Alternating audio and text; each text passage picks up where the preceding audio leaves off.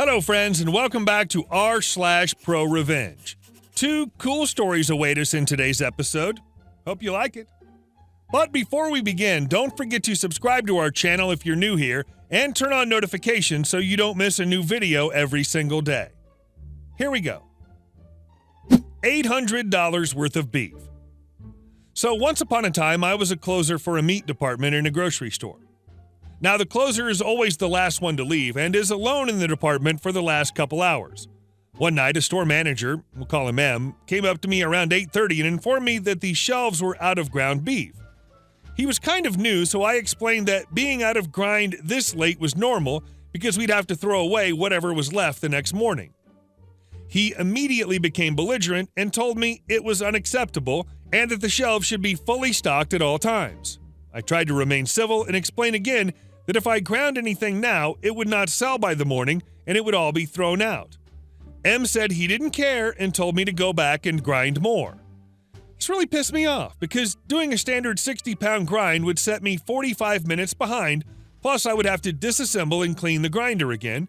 But through my gritted teeth, I asked how much he wanted me to grind. M obviously had no idea how the meat department worked and just said to grind whatever I had. This is when my petty plan hatched in my brain. I smiled my evil smile and walked back into the cooler where the grinder was and basked in the glory of 200 pounds of our remaining grind stock.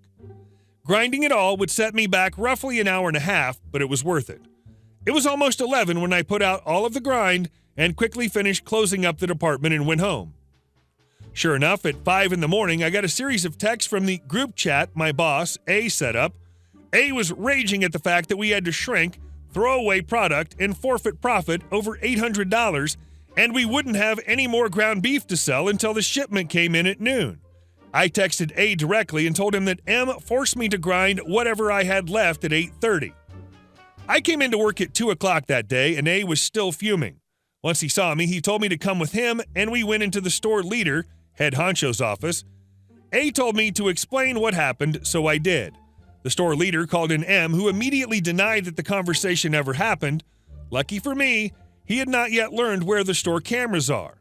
All four of us went back to the security office and ran through the footage, which very clearly showed M gesturing toward the empty shelves and arguing with me.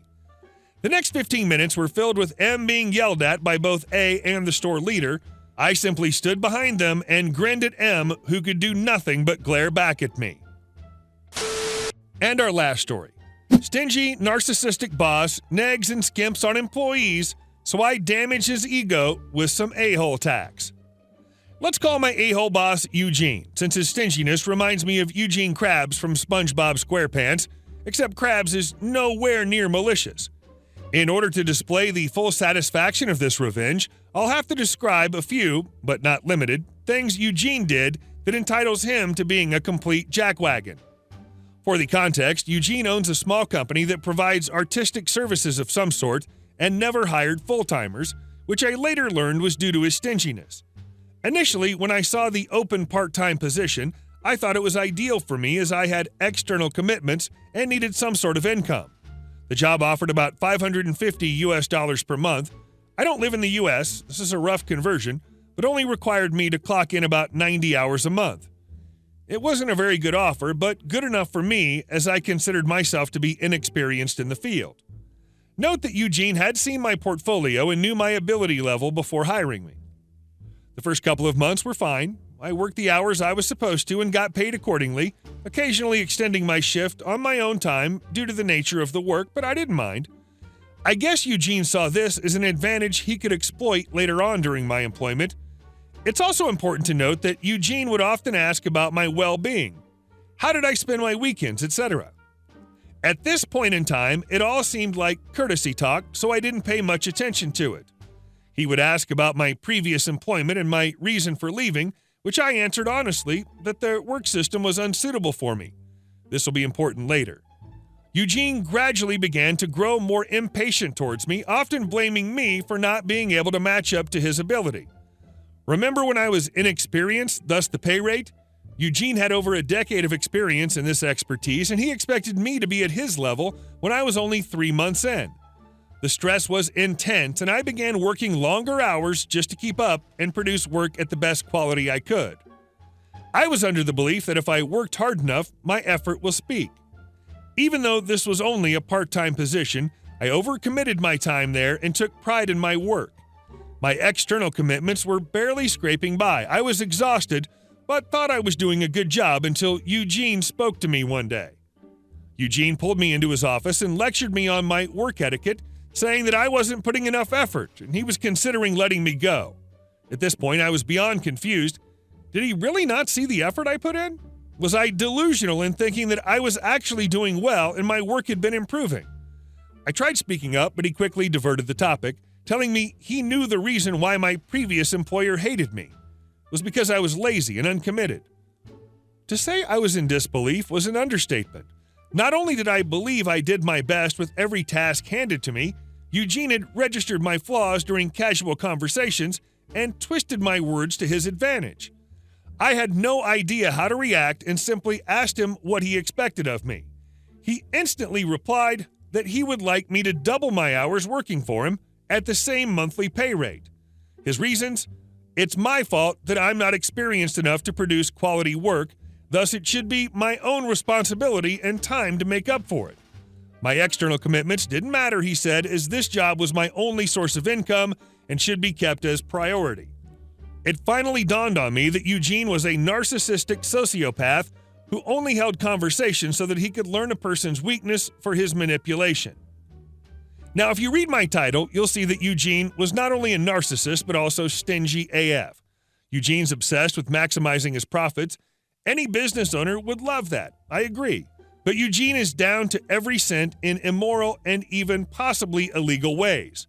He would sell a service to a client and upon receiving the deposit, deliver something else.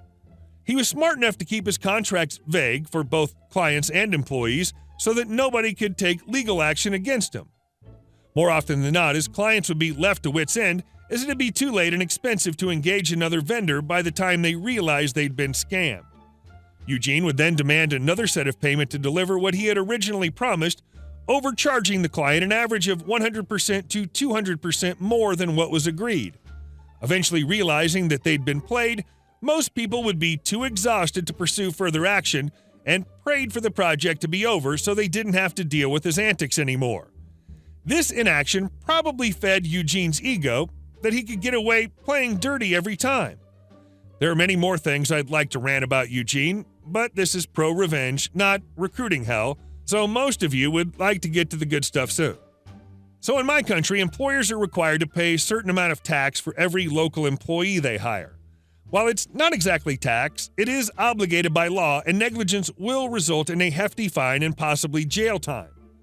These taxes are technically contributions for the employee's retirement funds, which is payable by every employer. Employer can deduct a certain percentage of the contributions from the employee's wages.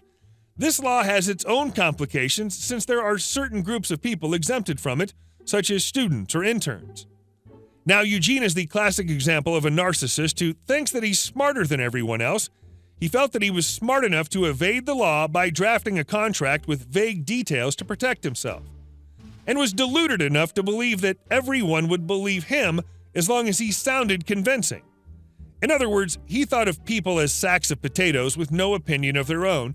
If anyone was to have a perspective, it had to be his way or the wrong way. I stayed in Eugene's company for about 4 months before I felt too mentally overwhelmed. On the day that I left, I called in to check on my contribution account, and just as I had expected, Eugene hadn't paid a single cent over the past 4 months. The officer on the other end of the line asked if I would like to report this as a case. Guess my answer. A week later, I get an update from the contribution board saying that Eugene had disputed my case, claiming that I was only an intern and thus exempted from the law. This jerk was playing dirty as a last attempt to steal from me. As I'd mentioned, Eugene thought of himself as a smart man and probably felt that the officer would rule the case in his favor since he had world-class convincing skills and his vague contract would have protected him either way. Fine, Eugene. So you think you can get away just like any other time? You must have gotten pretty confident by now. Well, not this time, Eugene. I wrote a 2-page long email to the contribution board officer with every reason and evidence I can find on how I'm not an intern like Eugene claimed. Knowing his antics, I went the extra mile to research all the exempted groups and wrote every possible reason on how I am not in the category. Excessive? Yes. Worth it? Hell yes. I didn't hear from the officer for 2 weeks, and when I finally did, he informed me that Eugene had agreed to pay my contributions. Remember when I said employers are permitted to deduct a certain percentage from employees' wages? Due to his negligence, Eugene could no longer do that and had to pay the full amount, on top of the fines that incurred along with it. If he had dutifully abided by the law, it would have only cost him about a third of what he had to pay, so that's a bit of an a-hole tax for you, Eugene. Now that I've gotten back what I was owed, I've decided to move on. But the story did not end there. An ex-colleague of mine, NJ, who still works for Eugene, told me that during the 2 weeks I didn't hear from the officer, Eugene was busy fighting for his stand by giving every reason that I was an exempted individual. The officer, having seen my email, soon got tired of his nonsense and gave him a deadline to pay up or he'll be brought to court. NJ said that he'd never seen Eugene so defeated before. To top it off, it seemed like karma had finally caught up with him as he started losing more and more clients due to his unethical practices. The fine came to him when he had no clients that month, so it was a very obvious dent in his bank account. Ultimately, it was not a huge amount, but knowing Eugene's stinginess and ego, I think the damage was enough. Hey guys, thank you all for watching the video. I'll see you in the next one.